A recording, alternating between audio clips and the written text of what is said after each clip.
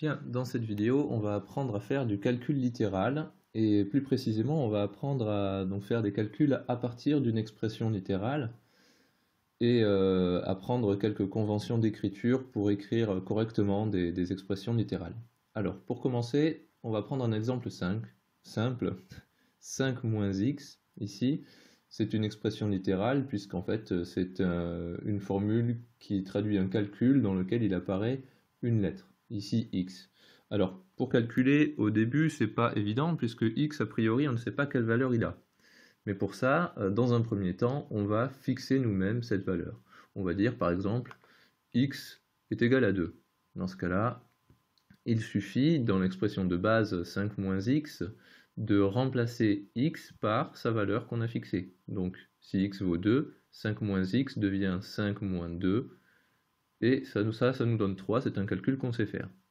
Alors on aurait pu prendre d'autres valeurs pour x, par exemple x égale 8. Dans ce cas-là, on n'aurait pas obtenu 5 moins 2, mais 5 moins 8, et 5 moins 8, ça nous donne moins 3. Et enfin, on aurait pu aussi prendre un nombre négatif pour x, moins 4 par exemple, et dans ce cas-là, si on recopie tout simplement 5 moins moins 4, on se rend compte qu'on a deux signes moins qui se suivent, et dans ce cas-là, il ne faut pas oublier de mettre les parenthèses autour du moins 4 pour que l'expression soit juste. Et dans ce cas-là, 5 moins moins 4, on sait le calculer, ça donne 5 plus 4, qui nous donne 9. Ok. Donc on va passer au deuxième exemple. On va regarder pour 4 plus 2x. Alors ici, il faut faire attention à quelque chose parce que 2x, on a un nombre et une lettre qui se suivent et ça a une signification bien particulière en maths, ça signifie une multiplication. Donc en fait, 2x, c'est égal à 2 multiplié par x. Et ça, il ne faudra jamais l'oublier par la suite. Parce que, regardons ce qui se passe. Si je fixe x égale 0,5, si je ne fais pas attention, je recopie tout simplement le 0,5 à la place de mon x et j'obtiens 4 plus 2, 0,5. En fait, j'obtiens 4 plus 20,5, mais là, je me rends compte que j'ai pas du tout utilisé une multiplication. Donc ça, c'est à éviter, c'est faux.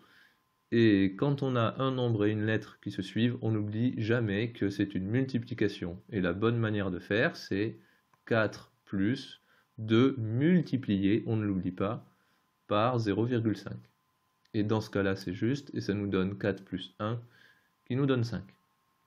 Ok, et donc autre exemple, on aurait pu prendre pour x moins 8, et dans ce cas-là, on aurait obtenu 4 plus 2, encore une fois, on n'oublie pas la multiplication, par moins 8, et comme on multiplie par un nombre négatif, on met des parenthèses autour du moins 8, et 4 plus 2 fois moins 8, ça nous donne 4 plus moins 16, 4 moins 16 qui nous donne moins 12. Bien. Et donc cette petite particularité des nombres et des lettres qui se suivent, qui traduisent une multiplication, ça fonctionne aussi lorsque un nombre est suivi par une parenthèse. Par exemple, si je marque 3 parenthèses x moins 5, en fait, ça signifie 3 multiplié par x moins 5.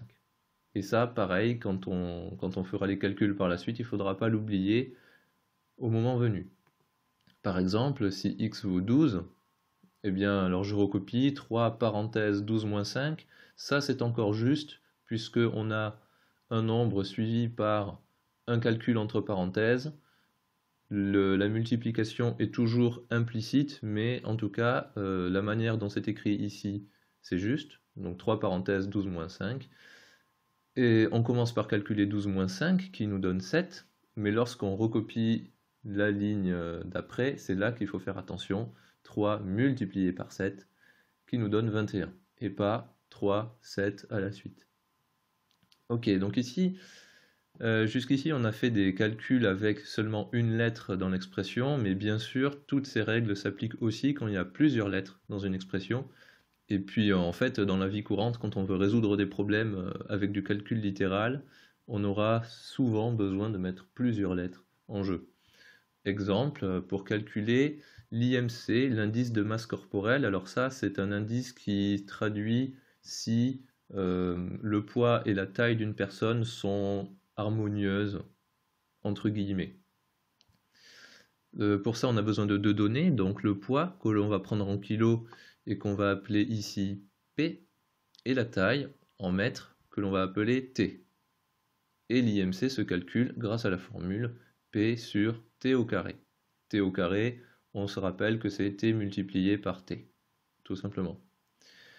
Et dans ce cas-là, on va prendre un exemple assez classique, donc un homme adulte qui mesure 1,80 m, donc 1,8 m, et qui pèse 75 kg.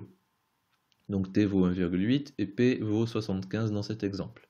Et bien dans ce cas-là, l'IMC, on l'écrit tout simplement en remplaçant le P par 75 et en remplaçant le T par 1,8, 75 sur 1,8 au carré.